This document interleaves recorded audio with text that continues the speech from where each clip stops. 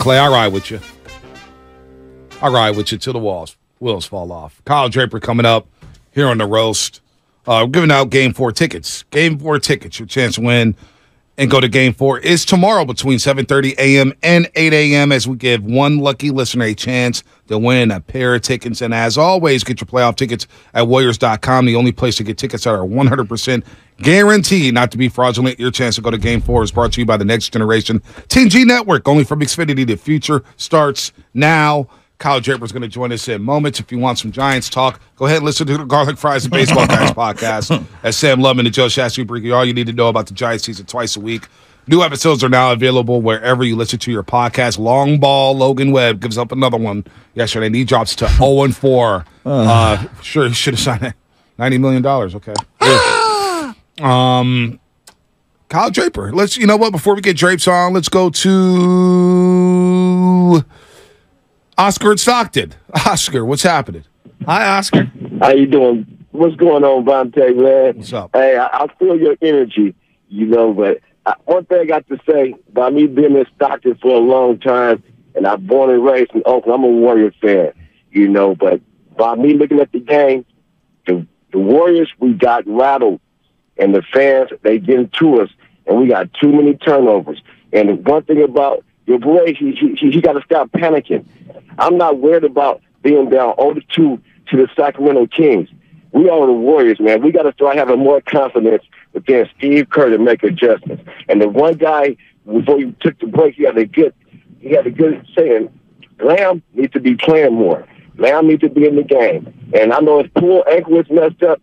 He needs to be out the game, because in the game right now, he just going too fast.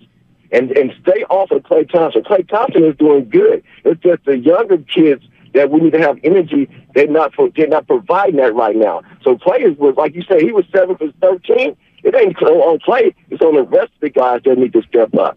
Come on, man. Have heart, man. Believe in the Warriors, man. Well, but, we have a fascination of blaming Klay for every goddamn thing, so that's okay. Kyle Draper joined us here on the Morning Roast on 95.7 The Game. Yesterday, look, I've said this earlier, and I'll say it again. I am living rent-free in the 916 because I'm not even worried about them. I'm doing my post-game show, trying to break down adjustments with Fezzi and Darrell Wright, how the Warriors can get back on track. And here's what's going on in the Kings post-game show last night. 11 fourth-quarter points for De'Aaron Fox. Kyle, why don't we do a crossover show with the Warriors pregame team now? We were doing the crossover shows before where we didn't really have too much to talk out about. There in Golden State now we need to get that crossover with them with them boys. I ain't heard from Bonte, Festus, right, nobody. Man, let me tell you, I did his show this morning. He asked me to come on last night at like 9:20. Were you talking that smoke? What? Okay. What? Right. They left Matt out of it. He was going in on you. And then Joe was like, hey, let's go play some golf. And I was like, we got to invite my guy. Oh, we could beat him whatever we Kyle. We could golf, we could play basketball, we could box. Right. He said box. I told him. Yeah, they don't want that smoke, man. They don't want that kind of smoke. I'm going on their show tomorrow, just so you know. There you go. And Call think me about that. we 2-0. We 2-0. It's going to be fun tomorrow morning. All right, De'Aaron Fox, he was huge. So I didn't even know that until I got at the studio last night, Mr. Draper, who joins us now on the Morning Roast. They were like, yo, they talk about you on the postgame. Why they talk about me? They were up 2-0. Why don't you go light the beam or take a selfie in front of the beam or something? Not only that, D-Lo and KC couldn't even wait for the clock to strike 0 before tweeting at me last night. And they're tweeting at me, oh, look what he said about Davion. He said it was going to be all night. Blah, blah, blah, blah, blah. Whatever. You better win Game 3, Drapes. How you doing this morning? You know what, man? Normally I'm a professional. I got a lot of respect for you guys, but I'm going to keep it real. I'm going to kick you when you're down. Y'all reeling right now. Hey, you're down 0-2. There's nothing you can say. I don't want to hear about 4 championships. I don't want to hear about dynasty. Your squad is reeling right now, fellas. Through the first 2 games, it is clear that the Sacramento Kings are the better team. All right. Draymond Gate. Let's start there because that's been the situation. You got Mike Brown and Domantas Sabonis basically crying about him getting suspended. We're just going to ignore the ankle lock that he pulled on Draymond Green. I could have swore WrestleMania happened a couple weeks ago at SoFi Stadium, but obviously it was still taking place at Golden One last night. What's your take? Don't take off the Sacramento glasses for a minute because I know you're about the we and the purple right now. Go back to your Philadelphia roots, Kyle Draper, and speak the real here about the Draymond Green situation. And I'm going to give it to you real. Sabonis grabs his leg. I get that. but you cannot tell me that what Draymond did is okay. I expect a 1-game suspension for Draymond Green. And here's why, fellas. He got a suspension for kicking LeBron back in 2016. To me, this was flagrant. This was, you can't have this in the game. And Draymond coming up with the post-game excuses. He grabbed my leg. I'm not that flexible. Fellas, that was intentional. That was like Brutus the Barber Beefcake back in the 90s, bro, what he did to my guy Domantas Sabonis. And I said it on the radio earlier in Sacramento. I said if the Warriors are down or they feel threatened, they're going to resort to some tactics to try to muck up the game, something outside of basketball to try and get things going. And exactly, Draymond took to bait. And I think he's going to be hit with a game suspension, boys. Oh, are you really, like Draper, you're really lobbying for a 1-game suspension on these airwaves? Keep it real. Really? Was this worse than what he did in 2016 in the NBA? No. He got suspended in the finals in Game 5. That was because of an accumulation. Yeah, exactly. No, you're wrong there, because he had tussled with Michael Beasley earlier in the season. He had accumulated X amount of technicals or whatever it is, flagrants, however they divide up the points. That was an accumulation. That was not a suspension off of one act. That was a laundry list, a CVS receipt worth of issues from the entirety of the playoffs. So I think you need to go back and do your homework on that one. Number 2, you're really going to go up here. Don't you want to beat the Warriors at full strength? You really want the whole Draymond Green suspension? Because it sounds kind of whack. It sounds whack. You guys are begging for your boy not to get suspended. Dude, it was an egregious act what he did. And let's not forget what he did in Game 1, turtling and laying on Sabonis. Dude, these are cheap shots. These are things that you're not as good as the opponent, so I'm going to do things to muck it up. So what about Sabonis grabbing Klay Thompson? Timeout. Like, if you're going to be an equal opportunist, take the Philly Sacramento glasses off. Warriors homers right now. No, Drake. Take off the purple, the blue and gold underoos, and be objective about it. I am. I will be. And look, Sacramento was more physical. Well, yeah, the Warriors have been sloppy with the basketball, 37 turnovers in the first 2 games. The Kings are plus 40. They score 41 points off those 37 turnovers. They're plus 30 when it comes to points in the paint. They are punking the Warriors right now. They've been a better team in this series. There's no doubt about that. With that said, the Warriors should have came home with the split. However, let's not act like Sabonis is not an actor here. Let's not act like he's the same. When he's rolling around on the ground like his ribs were broken for 5 minutes, then he plays the last 7:03, pushes off on Looney with his 102 to 101, and then he sits there and does a presser in his Prada jacket like it's all good. No, come on. Sabonis is equally as guilty. He got examined after the game. They took x-rays. The dude was in pain, but he's a tough guy. He plays through that kind of thing. All right, De'Aaron Fox, he's a superstar. Let's start there. Let's get off the Draymond stuff. De'Aaron Fox been the best player in the series by far. Better than Steph, better than Klay, better than Wiggins. De'Aaron Fox is that dude. I've been telling you all season long, bro. That's why he's an all-star. That's why the Kings are the number 3 seed in the Western Conference. And, I heard before the series, we'll throw Wiggins on him. We got GP2. But what you're seeing from De'Aaron Fox is supreme confidence when it matters the most. And I'll be honest with you. His 3-point shooting in the clutch down the stretch has amazed me. In Game 1, Steph hits the big corner 3, and Fox comes right back down. Ho-hum knocks down the 3. And what you're seeing, guys, is not only an elevation in skills and things like that, but the confidence. And you guys know, as an NBA player, when you feel like you can get any shot you want and no one can stop you, that takes your game to a whole different level, and that's what we're seeing with De'Aaron Fox. What's the thing that surprises you the most from either the Kings or the Warriors in the 2 games that you've seen thus far?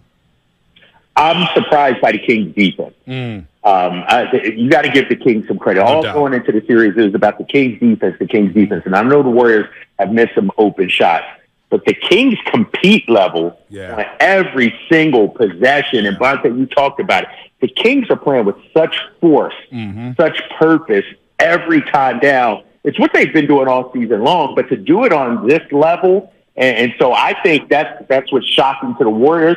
It's like, man, these boys are playing hard for 48. They're not taking possessions off. Malik Monk is getting downhill. They're finishing at the rim. They're grabbing rebounds.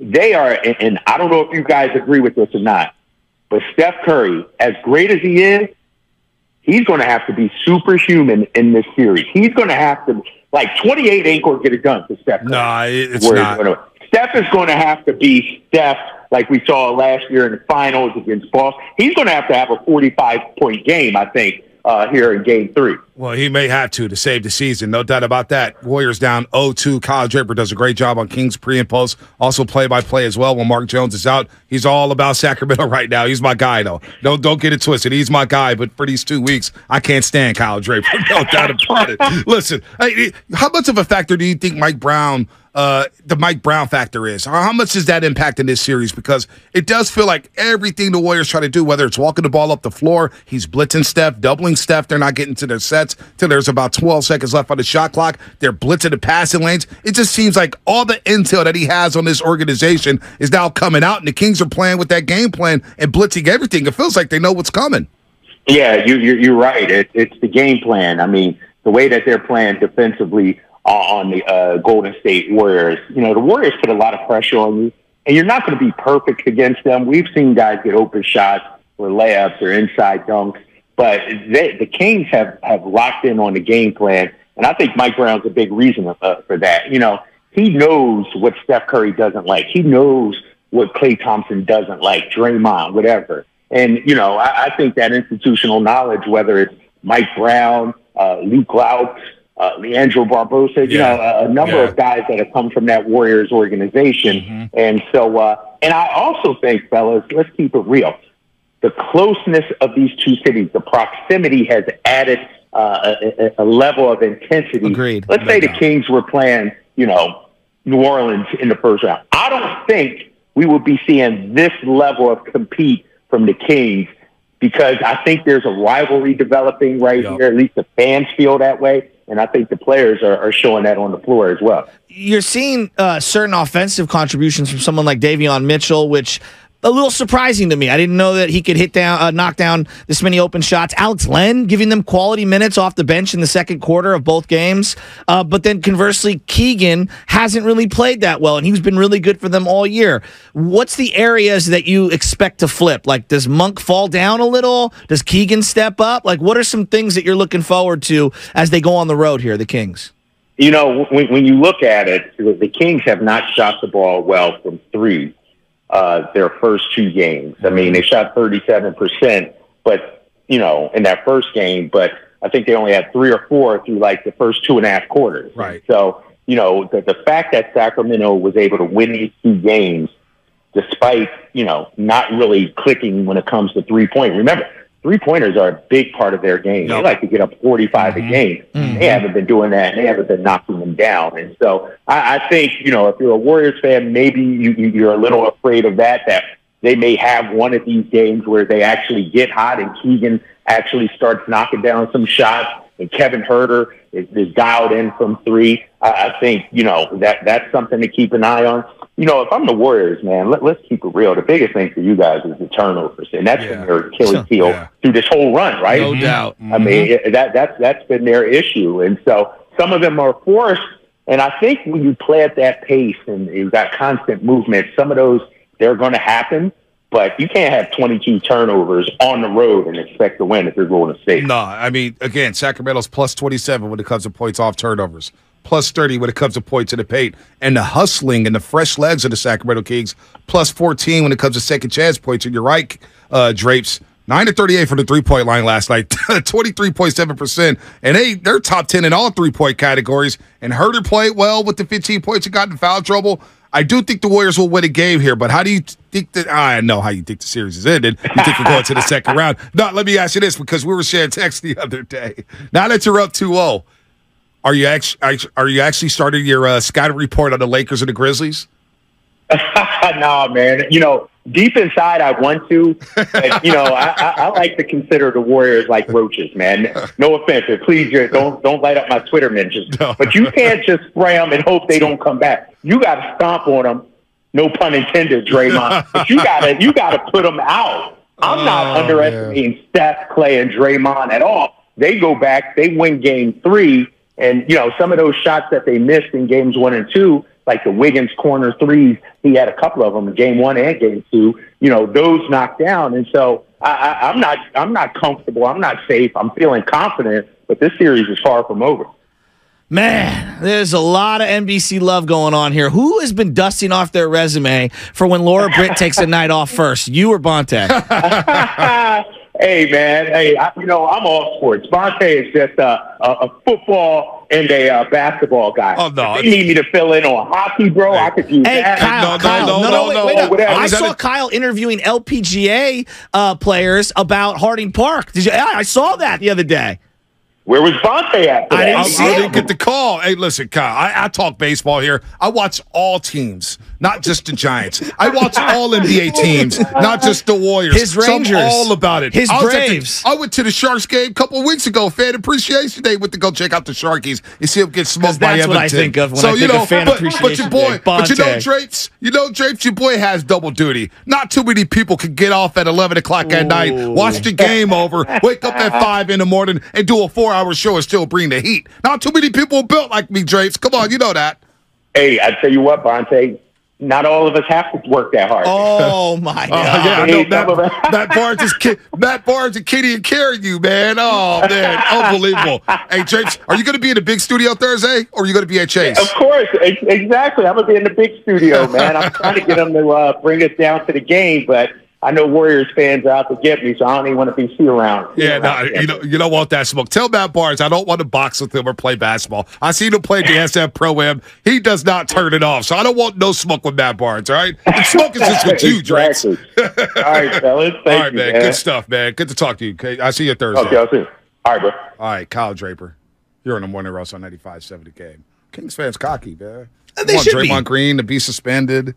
That was ridiculous. But that's what they're all pushing at. Wait till Kitty and D-Lo at 12 o'clock.